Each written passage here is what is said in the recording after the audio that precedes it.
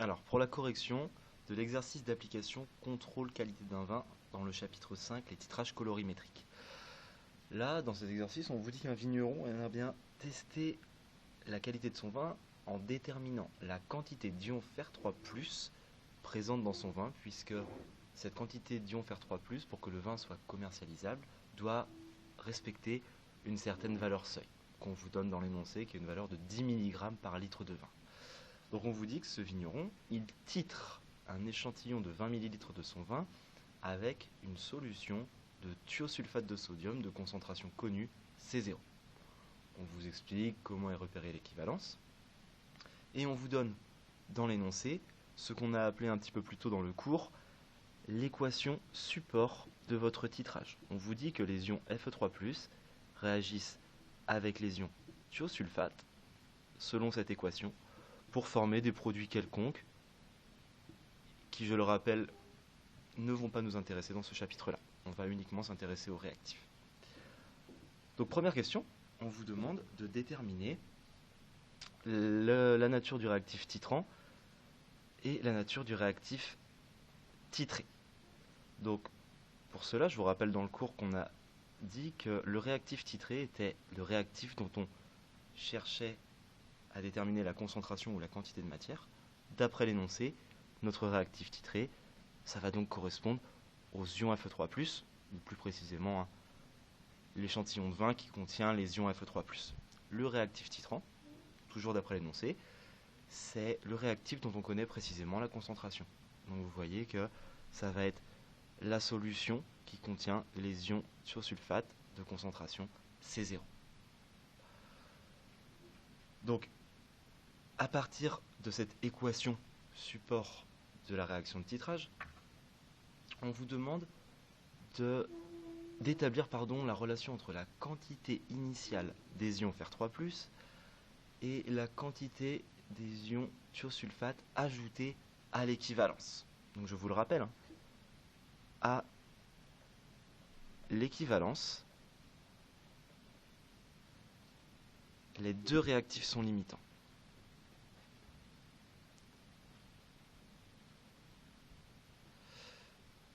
Donc si vos deux réactifs sont limitants, je vous rappelle le chapitre précédent, on avait les deux quantités de matière qui étaient égales à 0 mol à l'état final. Donc ici, ce n'est pas à l'état final, c'est ce qu'on va appeler à l'état équivalent. Donc je vous rappelle que à ce moment précis, quand vos deux réactifs sont limitants, donc que vous avez un mélange stoichiométrique, vous avez une égalité particulière entre les réactifs qui va s'écrire, alors je vais l'appeler X équivalent au lieu de X max comme dans le précédent chapitre.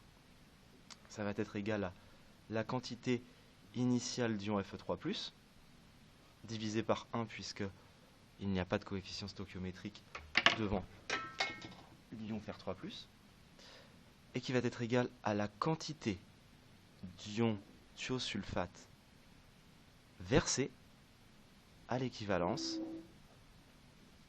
divisé par 1, puisque pareil, il n'y a pas de coefficient stoichiométrique devant l'ion thiosulfate dans l'équation support du titrage. Et là, du coup, vous avez votre égalité entre les deux quantités de matière. Vous allez, question 3, exploiter cette égalité pour essayer d'exprimer la concentration en ion Fer3+ du vin à partir des autres données de l'énoncé.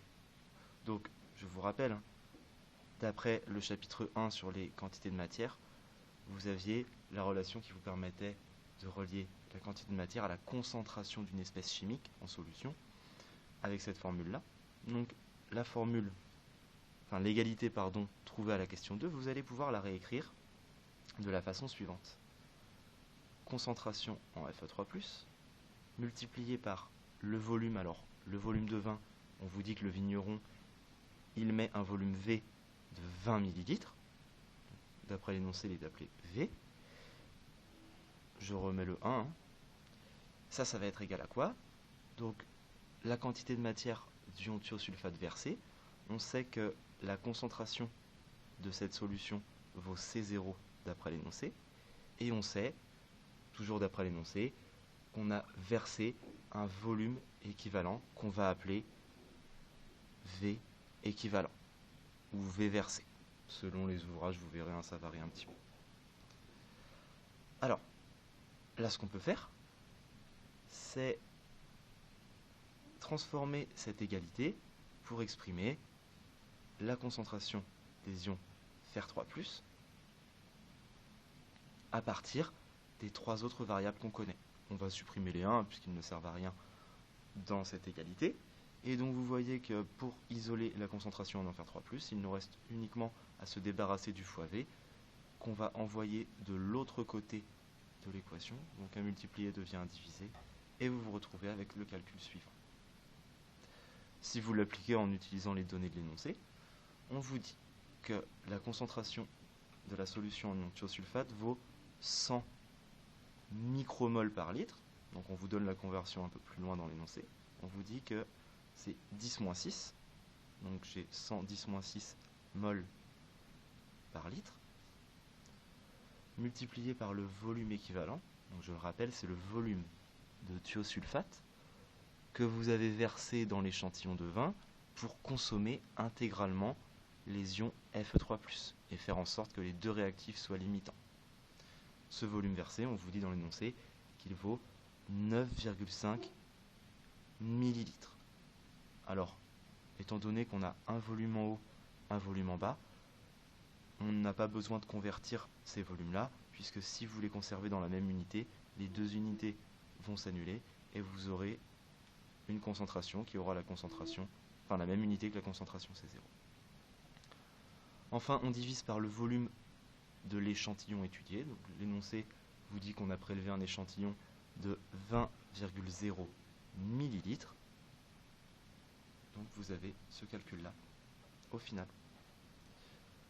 Quand vous posez ce calcul-là, vous obtenez alors le résultat. Donc on trouve 4,75 10 exposant -5 mol par litre.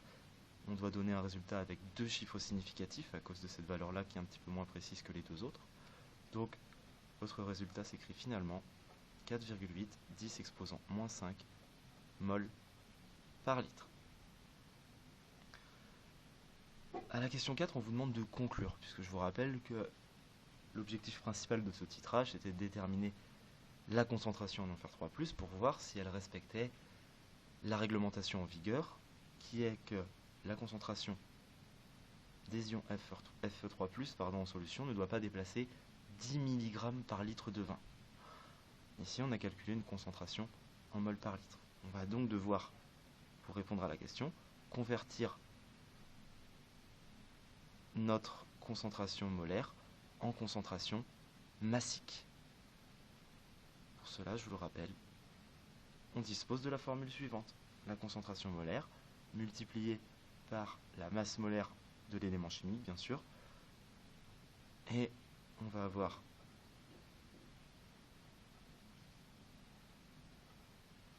le calcul suivant. Donc on vous donnait la masse molaire du fer qui vaut 55,8 grammes par mol. Et quand vous faites ce calcul, vous tombez sur une concentration massique de 2,7 mg, pardon, 2,7 10 exposant -3 grammes par litre de vin.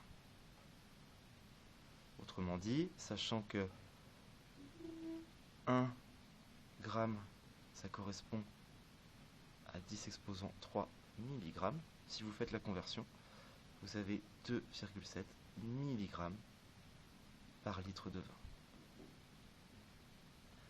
À ce moment-là, vous pouvez conclure. Vous voyez que c'est bien inférieur aux 10 mg par litre de la réglementation. Donc, le vin est commercialisable.